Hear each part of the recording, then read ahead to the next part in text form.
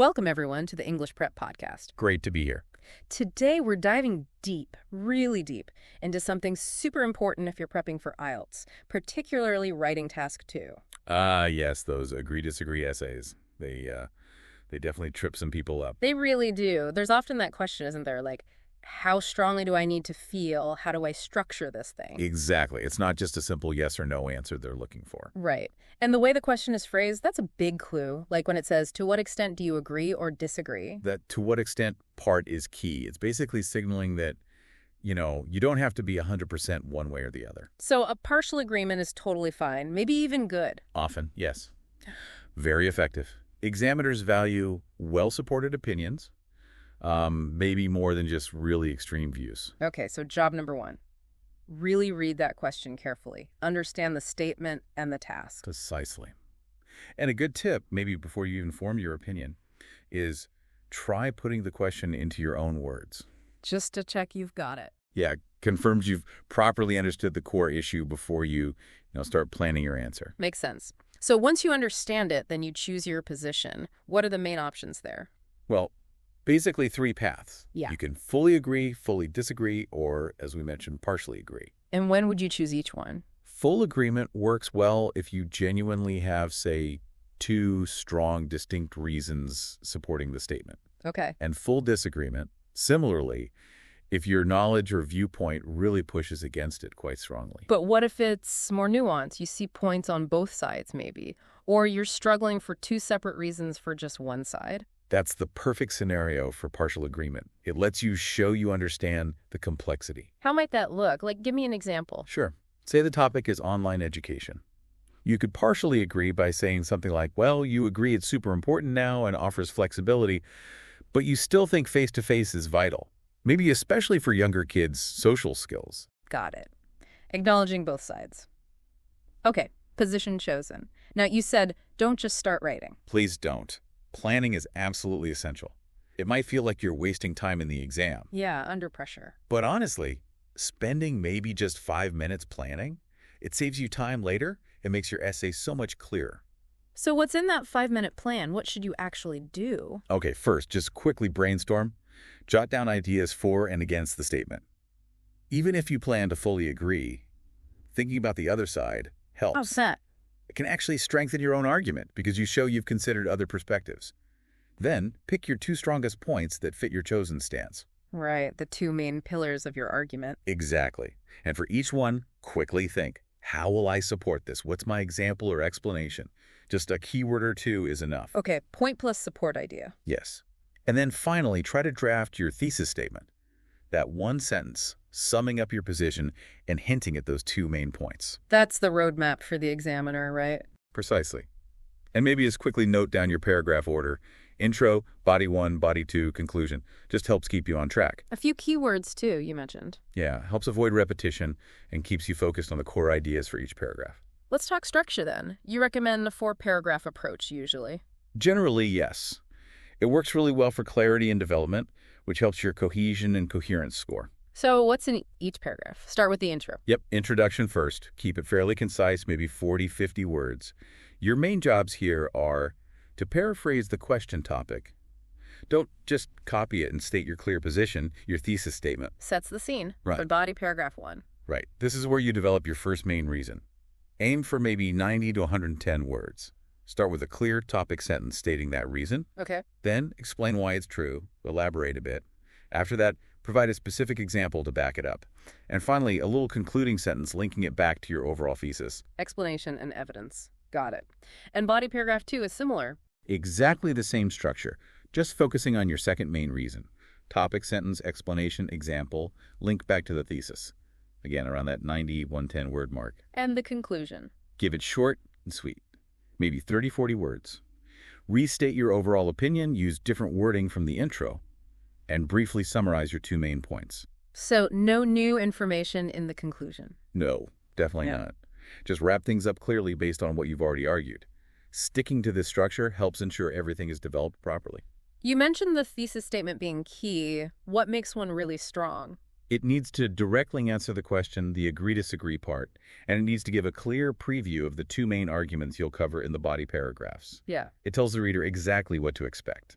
Like that studying abroad example you mentioned earlier, showing the main benefit but also acknowledging a challenge. Exactly like that. It shows balance, but still gives a clear overall stance. Okay.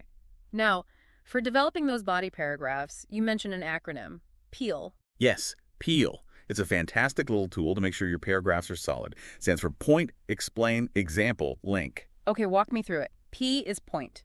Point is your topic sentence. The main idea for that paragraph stated clearly right at the start. E is explain. Yep.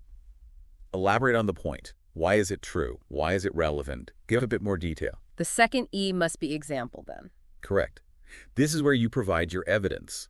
It could be, data, a fact, a logical observation, something concrete to support the point and explanation. Does it need to be a super specific statistic?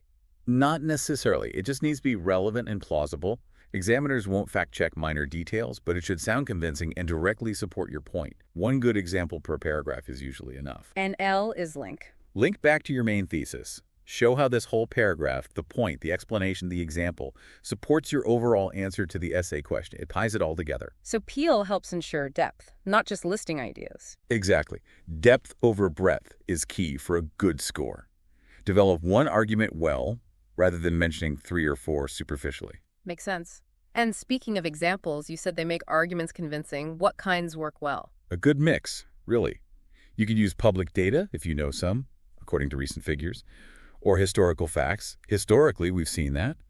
Or even well-reasoned personal observations can work, like in many workplaces today. As long as it's relevant. Absolutely relevant to the point you're making in that paragraph. That's the crucial thing. Yeah, flow is important too, making it all connect smoothly. What helps with that? Cohesion, right? Right, cohesion and coherence.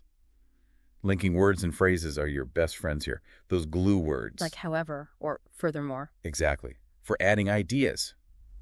In addition, moreover, for contrast. However, on the other hand, nevertheless, for results.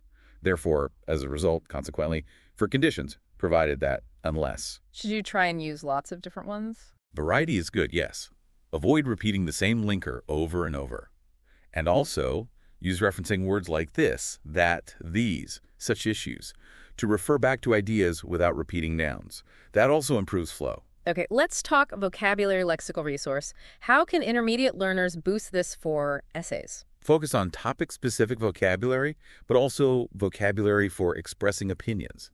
For agreeing, maybe learn, endorse, concur, or I strongly support. For disagreeing, refute, contest, I firmly oppose. And for partial agreement? Words like acknowledge, concede, or phrases like, while it's true that X, it's also important to consider Y, or I partly agree. So build a targeted word bank. Yes, but the absolute key is to use these words naturally. Don't just force them in if they don't fit. Accuracy and naturalness beat trying to sound overly complex and making mistakes. And what about grammar? Grammar, range, and accuracy. Aim for a mix of sentence types. Try to get at least one complex sentence per paragraph, maybe using which, who, or an if clause. Shows you can handle complexity. Right. Also, use modal verbs effectively should, could, might, must to show the strength of your claims. And crucially, leave time to check for errors. Like subject-verb agreement, articles. Exactly. Subject-verb agreement, anthe, prepositions. Accuracy is really more important than super complex sentences filled with errors. One perfect complex sentence is better than 3 flawed ones. Time is always tight. How should you break down the 40 minutes for task 2? A good approach is 0.5 minutes for planning, brainstorming, outline, thesis. Okay. Then maybe 25 minutes, so 20 minutes, for writing the introduction and body paragraph 1. Right. Then 35 minutes, another 10 minutes for body paragraph 2 and the conclusion. That leaves the final 5 minutes, some 5:40, purely for proofreading. Checking for those little mistakes, repetition. Practicing timed is key then. Oh, absolutely. You need to get used to that pace. Are there any common traps or mistakes learners fall into with these essays? Definitely. A big one is sitting on the fence, not making your position clear enough. You need to state your stance. Even in partial agreement. Yes, even then, make it clear what you agree with and what you disagree with, or the extent. Another is using memorized template phrases. Examiners spot them easily. Be original. Be original. Also, make sure examples are directly relevant. Don't go off topic. And finally, keep the language formal. Avoid slang or very casual, chatty language. Maintain that academic-ish tone. Formal but natural, yeah. This has been incredibly helpful, really breaking it down step by step. Good. It's all about having a clear process, really. Understand, choose your stance, plan, structure with Peel, use good language, and check. Any last piece of advice for our listeners facing these essays? Focus on clarity above all else. Clear arguments, clear structure, clear language. Don't try to be overly clever or use vocabulary you're unsure of. And maybe read some opinion articles in English newspapers or magazines to see how arguments are built. Great tip. Okay, well, we really hope this deep dive has armed you with some confidence and a solid strategy for IELTS agree-disagree essays. Remember, it's a skill, and skills improve with practice. Absolutely. So think about what your biggest challenge is with these essays. Is it planning, finding examples, using linking words? Try applying some of these ideas next time you practice. Keep practicing, stay focused, and believe in your ability to improve. Thanks for joining us on the English Prep Podcast. We'll be back next time with another deep dive to help you master English.